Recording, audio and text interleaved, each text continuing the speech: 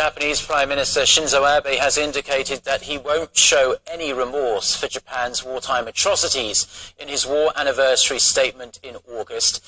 This as the chorus of criticism grows across the Pacific, with leading newspapers in the US demanding Abe sincerely apologize for Japan's past wrongdoings when he visits Washington next week. Son Jung-in reports. Appearing on a local TV program on Monday, Japanese Prime Minister Shinzo Abe said he sees no need to repeat the apologies his predecessors already made on the country's wartime history. His remark was in response to a question on whether he plans to include expressions such as aggression and apology during his scheduled statement in August to mark the 70th anniversary of the end of World War II. His unwillingness to include a new apology in the statement is being seen as a clear act of defiance to the growing calls for Tokyo to issue a sincere apology when Abe addresses U.S. Congress next week.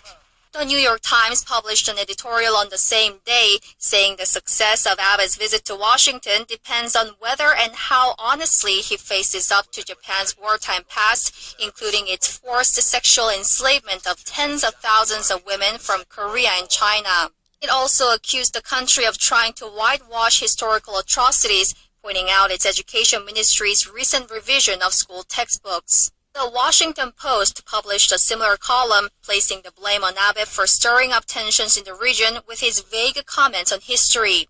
Citing an interview with former Japanese Prime Minister Tomiichi Murayama, who issued a landmark apology in 1995, the paper said Murayama himself criticized Abe for straining relations with Japan's neighbors. Separately, the news outlet Politicus USA also accused Abe of acting like a man who knows he has to be sorry, but who privately thinks facts are an inconvenience. Son Jung-in, Arirang News. Minister Iwangu has offered to step down over allegations of bribery and growing calls for his resignation from ruling and opposition parties. President Park Geun-hye, who's halfway through her trip to South America, has expressed deep regret over the Prime Minister's decision. Park Ji-won reports. The Prime Minister's office said Lee conveyed his intent to step down to President Park Geun-hye late Monday night. The surprise decision came with both political camps increasing the pressure on Lee to resign voluntarily.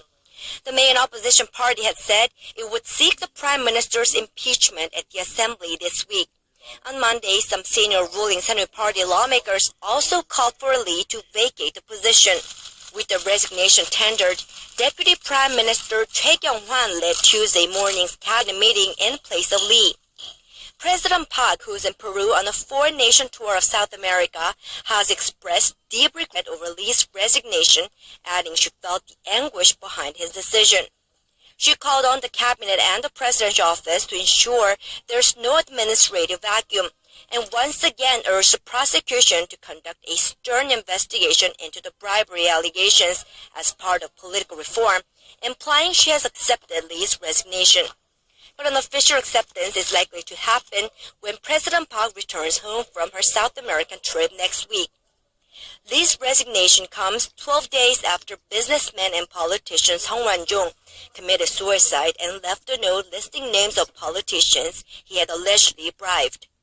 Lee is accused of accepting roughly $27,000 in cash in 2013 when he was running for a seat in the National Assembly. Now that Lee has offered to step down, the prosecutor's investigation will likely speed up. Lee was in office for just 63 days, one of the shortest tenures for a prime minister in Korean history. Park Ji-won, Arirang News. And while we're on the issue of trade, two-way trade between Korea and Japan is on a downward spiral largely due to the weak Japanese yen and a global slump in trade.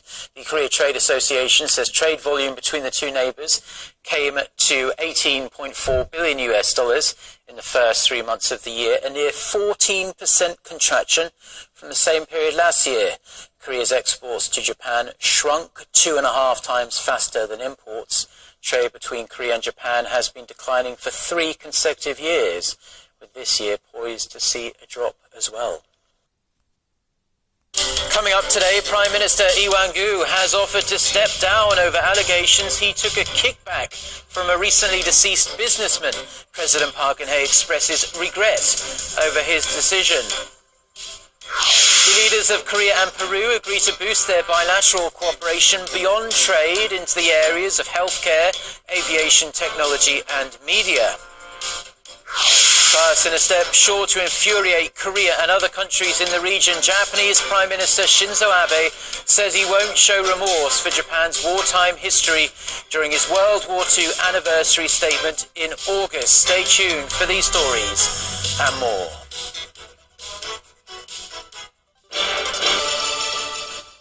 Hello, it's noon on Tuesday, the 21st of April. You're tuned in to our midday newscast here on Arirang TV. Thanks for joining us. I'm Mark Broom. Our top story this afternoon: embattled Prime Minister Iwangu has offered to step down over allegations of bribery and growing calls for his resignation from ruling and opposition parties. President Park Geun-hye, who's halfway through her trip to South America, has expressed deep regret over the Prime Minister's decision. Park Ji-won reports. The Prime Minister's office said Lee conveyed his intent to step down to President Park Geun-hye late Monday night. The surprise decision came with both political camps increasing the pressure on Lee to resign voluntarily.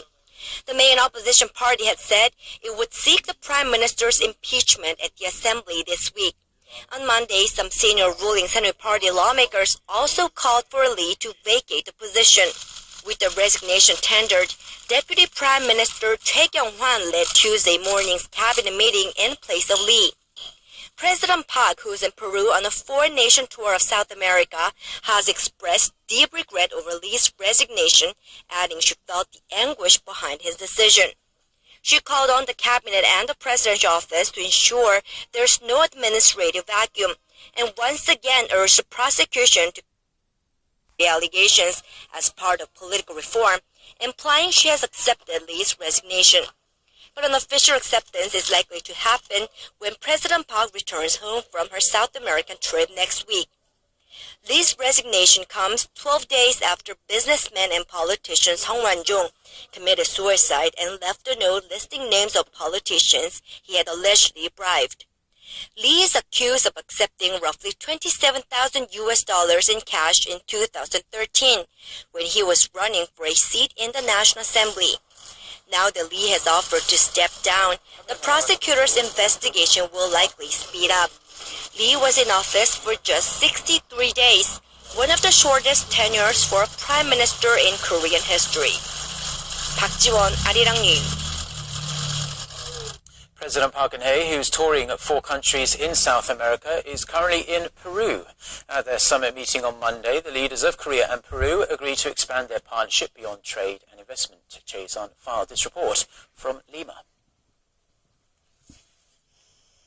While Korea's first production in Peru of its trainer jet, the KT-1P, will be celebrated during President Park's visit, she and Peruvian President Ollanta Humala agreed to work together on Lima's advanced trainer jet project in the future. Korea Aerospace Industries is currently helping Peru acquire 20 trainer aircraft under a $200 million deal. This, officials say, could pave the way for KAI to sell its FA-50 light combat planes to Peru as Lima seeks to bolster its defense capabilities. Aside from this, Korea sealed a deal with Peru to help develop a telemedicine service model for a large number of Peruvians who have no access to a medical facility. This will give Korean medical equipment manufacturers a chance to launch their business in the region. Under its development strategy, Peru plans to inject $100 billion into building infrastructure until 2021. 우리는 상생 협력의 확대를 통해서 페루의 국가 발전 전략 달성을 적극 지원해 나가고자 합니다. Deal signed Monday will take Korea a step closer to win development projects for Lima's water management and electricity distribution systems worth as much as $4 billion. On the cultural front, Korea's global broadcaster Arirang TV and Peru's most-watched America TV signed a deal to share content and to co-produce with an aim to promote Korean culture beyond K-pop throughout the continent. In a display of highest respect for each other, President Bak conferred Korea's Grand Order of Mugunghwa to President Humala, who in turn gave back Peru's top Grand Collar, usually awarded to the country's independence patriots.